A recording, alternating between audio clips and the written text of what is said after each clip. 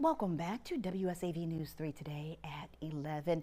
Avis Yates Rivers is a pioneering serial entrepreneur and tech founder with more than 4 decades of experience in the information technology industry. She is also the CEO and founder of Technology Concepts Group International, LLC, a company specializing in innovative IT, cybersecurity, and supply chain solutions. She joins us now with more to talk about a special golf tournament that benefits her mission of dismantling barriers for Black women in pursuit of higher education. Thank you so much for being here today. Thank you for having me, Kim. Not only do you look fabulous, but you're doing you. such a wonderful job in not only our community, but around the country in opening doors for so many deserving people. Yeah. Let's start off, though. We're going to go way back to your career at Exxon Corporation. You worked there for 11 years. I did. Before deciding to make a transition. Yeah, I did. I'm a New York City girl. I can't tell by the accent. And so I spent 3 internships at Exxon Corporation right in the heart of Rockefeller Center during my college years, and they hired me upon graduation. And so I did a little bit of everything, but my last position was the most impactful. They created a wholly owned subsidiary to sell early technology in New York City. Yeah. And I was tapped to go into that sales organization and finally found my niche.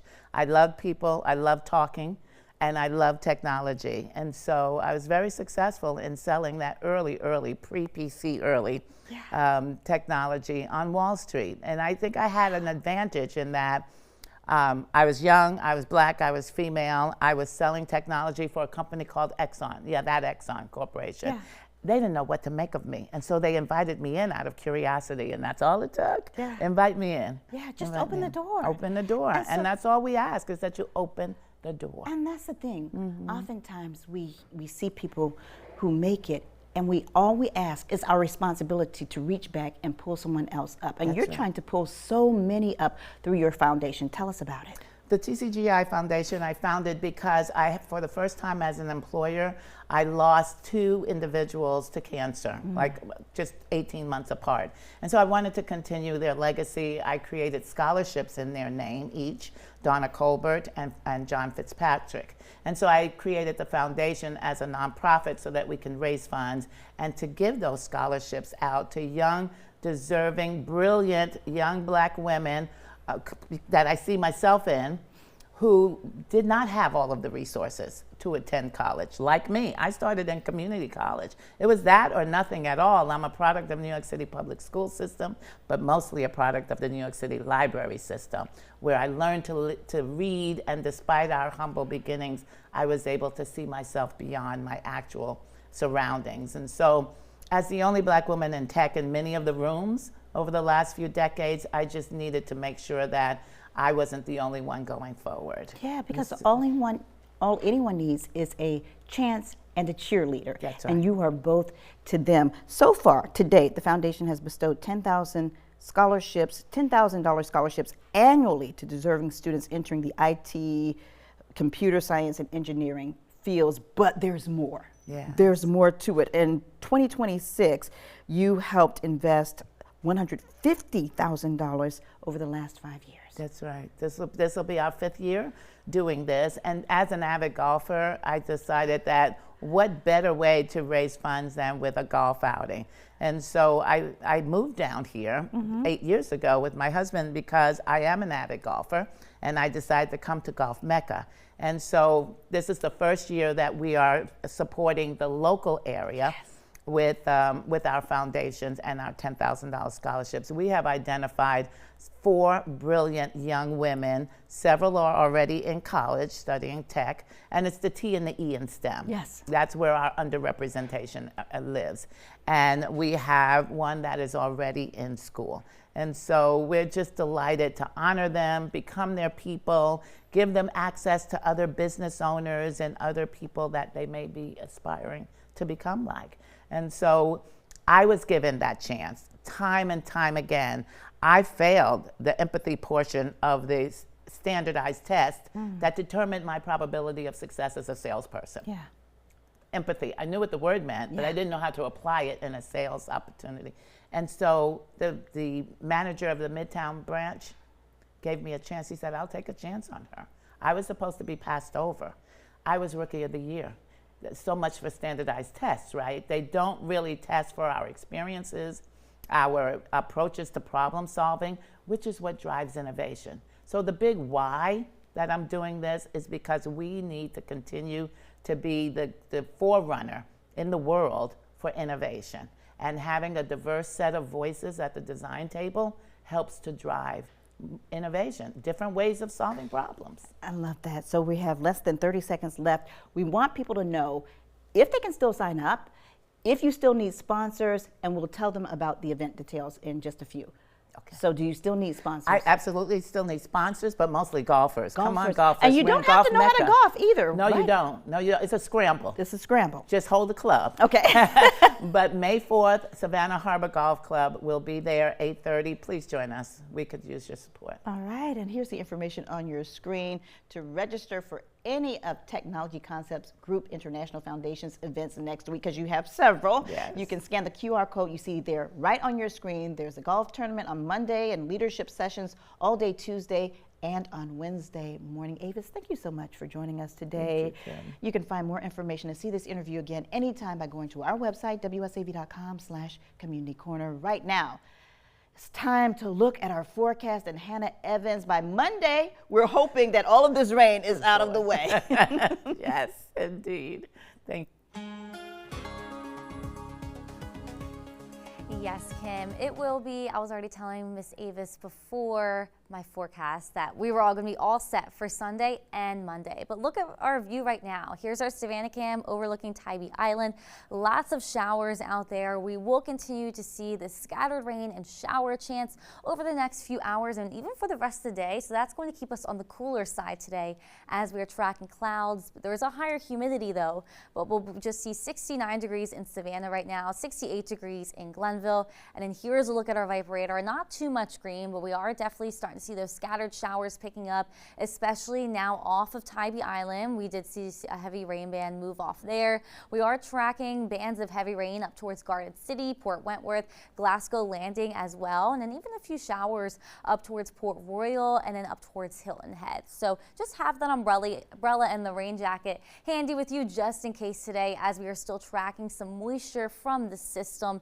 It is drifting from this low pressure system that's over Texas. That's where the heavy rain will be today, but we're drifting and seeing extra moisture and scattered showers moving from west to east. So we'll keep that rain chance around all day today as we just see our temperatures range in the 60s to 70s. We'll likely tap out in the low to mid 70s for that high temperature across the region today.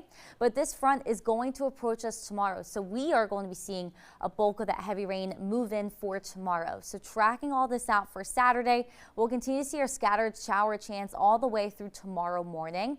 By tomorrow mid to late morning, that front will begin to move through, and that will bring more of a widespread heavy soaking rain with a few thunderstorms embedded within that as well. I'm not tracking any severe weather. We could see a few stronger storms though, but I am saying that just because it is going to be cloudy and cool throughout most of the day on Saturday. We will dry out as we head into Saturday late afternoon, evening, and then we are tracking clear and cooler conditions heading into your Sunday. That's after seeing a nice soaking rain tomorrow, 1 to 2 inches. Some areas could see a little bit over 2 inches, so it is possible that we could see some ponding issues. I wouldn't say any widespread flooding issues because we have been so dry and we really do need the rain, but we could just see some wet spots. Just be very careful on the roads out there tonight into tomorrow. We will dry out by tomorrow night into Sunday, and then beautiful conditions as we head to the start of the work week. Okay, so beautiful conditions for the golf tournament that we were just talking about. Yes, that's what we were waiting for. I was telling her even before the news, I was like, it'll be fine for Monday. It's gonna be a really nice Sunday and Monday to spend outside. Thank you, Hannah. Well, coming up next, the popular program is back in Savannah, giving high school students a chance to step into real-world work experience this summer. Stay with us. You're watching WSAV News 3 today at 11. We'll be right back.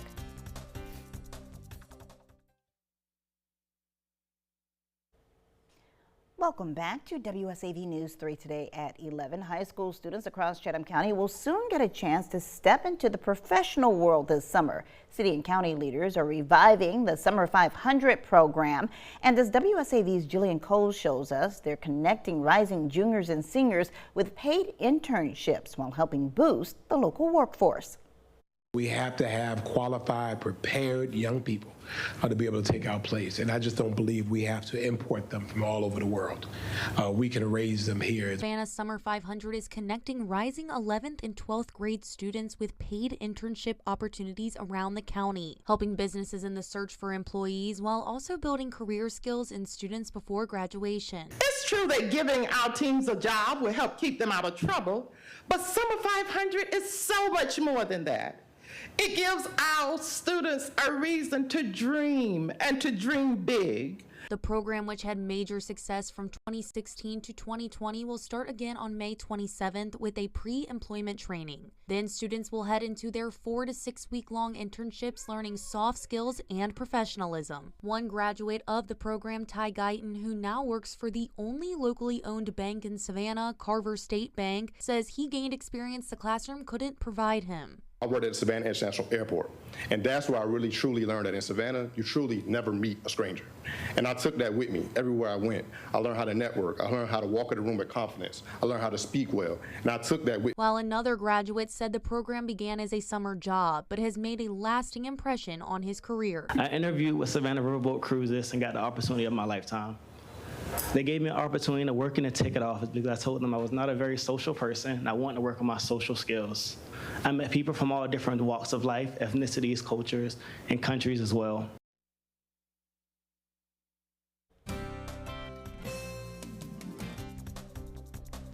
What a wonderful program. That was Jillian Coles reporting students who apply for the program will be paired with jobs that best fit their career goals and their skills. If you want to get involved, you can find more information on our website by going to wsav.com/summer500. Stay with us. You're watching News 3 Today at 11. We'll be right back.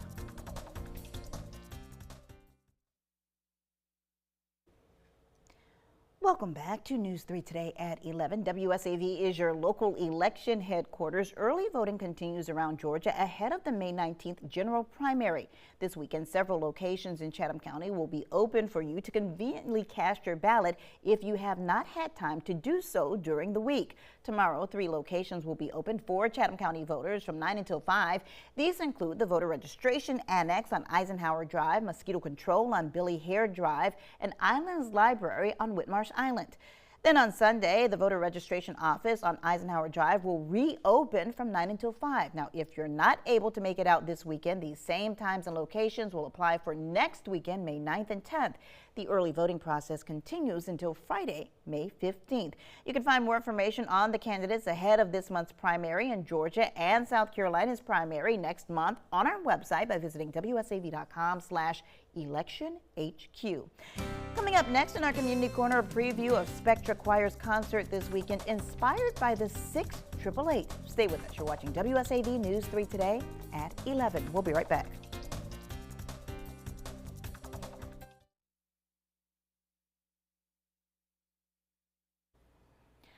Welcome back to WSAV News 3 Today at 11. During World War II, an extraordinary group of women quietly changed the course of history. The 688 Battalion was tasked with an impossible mission to restore a broken mail system and reconnect millions of soldiers to the people they love. This Saturday, Savannah Spectra Choir will present a special concert inspired by their legacy.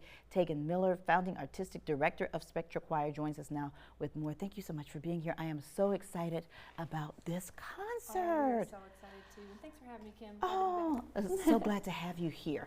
Let's talk about this concert and why you decided on the 688. Yeah, so I was already planning a season of honoring phenomenal women, and I was actually sitting in this newsroom last spring waiting to go on, and I was watching a clip, and it was one of the women was receiving a Congressional Medal of Honor. Yeah.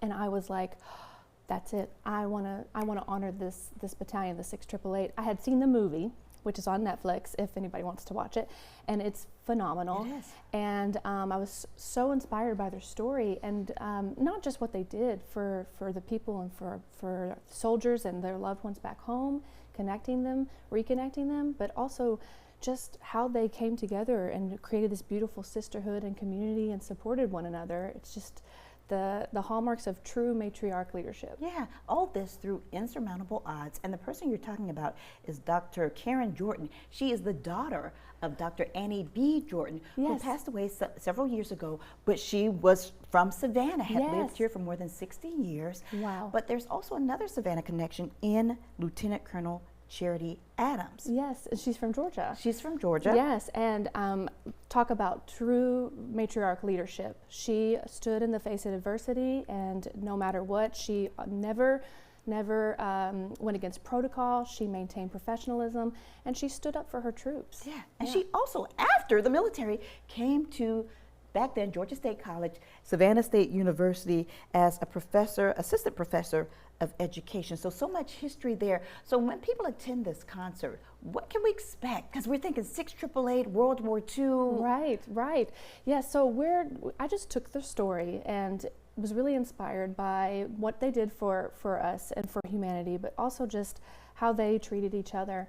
And I programmed music honoring their legacy. So for example, we have a song called Songs for the People. And it's all about what it looks like when we lead with humanity at the center. And we remember to sing songs for the people, to remember the people. Because when we lose our humanity, we lose. There's another song on the program too called The Beauty of Their Dreams. And that is, has the text from Eleanor Roosevelt. Eleanor Roosevelt and Dr. Mary McLeod Bethune were really instrumental in allowing black women to be in the military during World War II. And so this actually has text from Eleanor Roosevelt that says, we must have the courage to look fear in the face, and you must do the thing you think you cannot do. And that's exactly what these women did. Yeah.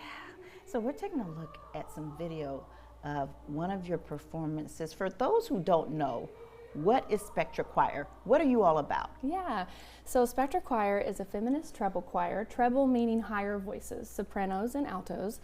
And we are dedicated to amplifying underrepresented voices in the music that we sing, the community that we create, and the causes we support. And this concert is no different. And the singers in the choir too, we have people who have never been in choir before, we have people who have multiple degrees in music, and everything in between. And we all come together for this beautiful common goal of making music together, yes, but also just really thriving in community with one another. And that's my favorite part about the choir. We do make beautiful music, and I'm so excited for this concert because they sound incredible, and they're really prepared to give this beautiful concert for our community. But my favorite thing about our choir is it's our own community and how we support one another and show up for one another. I love that. And here's the information on your screen. You can scan the QR code right there on the flyer to secure tickets to Spectra Choir's Phenomenal Women 6888 Tribute Concert. That is tomorrow at 3 p.m. at Asbury Memorial Church. That's located at 1008 Henry Street. Tickets are $25 in advance, $30 at the door. Student tickets are $15. Pay what you want, live stream. Tickets are also available, and you're very busy because after that concert, you have performing on Hilton Head with the Symphony Orchestra on Tuesday and Wednesday. So bravo, bravo, bravissimo. You can find more information and see this interview again anytime by visiting our website, wsav.com/community corner. It's always a pleasure talking to you. Always a pleasure, Kim. Thank you. Thank you.